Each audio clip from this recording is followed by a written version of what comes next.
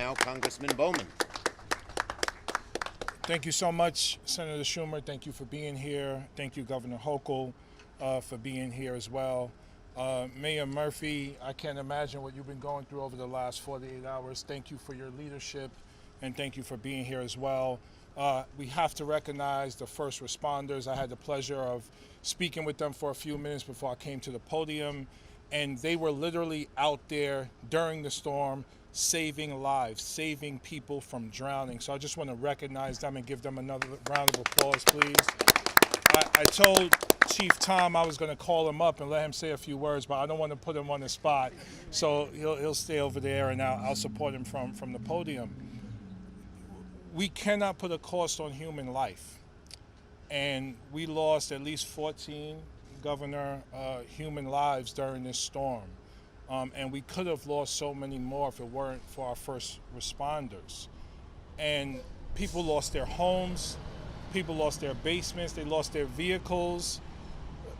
The majority of Americans cannot survive a $400 emergency. And now there's so many costs accumulating because of this storm that took place. And this is a week and a half after a previous storm. And the governor mentioned in our last press conference that this can happen again next week. We are living in the middle of a climate catastrophe. We are living it, and we are seeing the results of it across this country.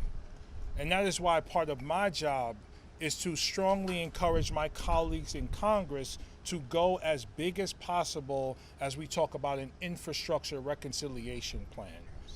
We not only have to go as big as possible in terms of the top line number, we have to make sure that the goal is to end our dependency on fossil fuels. Because right now, based on where the climate is, this can happen again. And if the earth continues to warm, it is going to be more catastrophic and is going to be more consistent. And we currently do not have the infrastructure in place to deal with that. So we will continue to fight at the federal level for as many resources as possible. It doesn't matter what the cost is, because if we can save one baby's life, that matters, and we need to invest in that. Invest in our babies, invest in our children, invest in our families, invest in our seniors.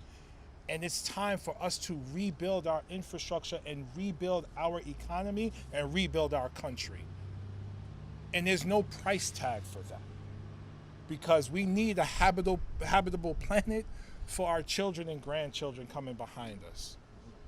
So it's my honor to be here with my fellow elected officials, our first responders, because we are going to work together to take a whole government approach to do whatever is necessary to get what needs to get done. Thank you so much.